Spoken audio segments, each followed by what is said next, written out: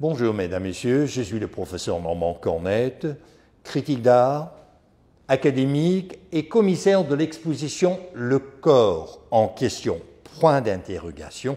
J'ai l'honneur de recevoir l'artiste pluridisciplinaire Anouchka Gravel-Galushko et son œuvre, plus grande que nature. Est-ce que vous pourriez nous en parler un petit peu? Mon Dieu, alors cette œuvre-là, elle part d'une aventure grandiose. J'étais en train de peindre dans mon atelier, c'était en 1987, et je peignais très concentrée en écoutant des cloches tibétaines. Je ne savais pas ce que c'était un enregistrement de bols chantants. Et au moment où je pose un trait rouge sur la toile, l'énergie s'élève de mon coccyx et monte comme une explosion complète du mental. Je me retrouve dans une lumière, dans le vide, dans une panique. Et là, à ce moment-là, j'étais dans la vacuité totale, la lumière. C'est comme si j'étais morte. Je pensais que j'avais perdu mon âme. Et je venais de rencontrer Stéphane Bègue, mon conjoint, et je me disais, il va me prendre pour une folle, mais mon Dieu, il m'a accueillie dans cette expérience. Et là, des milliers d'images sortaient. Je voyais des femmes en feu, je voyais des bûchers ardents, et parallèlement, j'avais toute la tête, le cerveau, tout brûlait dans moi, je tremblais, j'avais froid, j'avais chaud. Et donc, ça a été une expérience vraiment difficile. Et j'ai appris par la suite que c'était une montée de Kundalini. Je ne savais pas ce que c'était. Et j'ai rencontré un maître zen qui était un acupuncteur et je ne lui ai pas parlé de mon expérience. Et il a vu, tout de suite, il a dit, vous avez des réseaux légèrement endommagés, vous avez une montée d'énergie énergétique Kundalini, vous êtes prête pour l'université de la vie. C'est incroyable. Et à ce moment-là, je suis devenue son élève. Dans un monastère zen pendant 10 ans. Voilà, auprès de Gilbert Luc Tissigné, Mukiku, et c'était dans les Basses Laurentides, dans un monastère qu'ils avaient construit, des moines. Il y avait des moines. Moi, j'étais laïque, je venais avec Stéphane. Donc, cette œuvre témoigne vraiment, parce qu'à partir de cette montée énergétique, il a fallu que je m'incarne dans la matière, parce que c'était tellement puissant, c'était comme une bombe que j'avais l'impression que j'étais déracinée. Il fallait vraiment que je m'incarne, que je fasse un pont entre mon corps, mon esprit, le corps, faire le pont.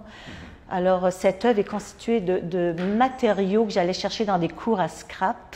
J'étais devenue une alchimiste incroyable. Je brûlais, j'ai été chercher des éléments de la nature, des coquillages. Ça, c'est un os de baleine.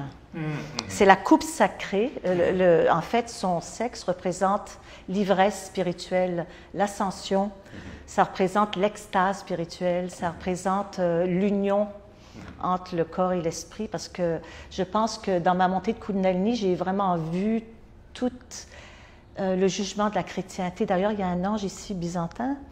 J'ai vraiment vu la dichotomie qu'on fait entre le corps et l'esprit. Donc, ça a été comme une réappropriation du corps. Des écorces, ça parle de l'interdépendance écologique aussi. J'ai des coquillages, des écorces, des algues. Je pense qu'il y a des algues quelque part, des plumes, des... Et en parlant de l'énergie, de la sexualité et le sexe masculin, je dois vous dire, en tant que commissaire de cette exposition, Le corps en question, point d'interrogation, j'ai fait beaucoup de visites d'ateliers. Or, je me suis rendu compte qu'il y a peu d'artistes qui font le nu masculin.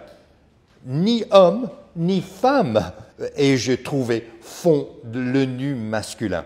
Non seulement vous faites le nu masculin, mais vous fixez l'objectif, dans une certaine mesure, sur le sexe masculin et même le sexe masculin en érection. Comment se fait-il que vous avez eu cette audace?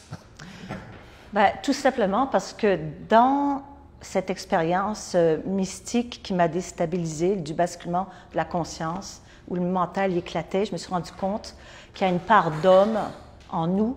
On est homme et femme à la fois, on est les deux essentiellement. Alors, en fait, c'est ma part masculine qui est exprimée là, mais c'est aussi la part de création. Il y a toutes les couleurs, comme la palette de couleurs. c'est ma part masculine, c'est universel, on a l'homme et la femme, on est les deux essentiellement.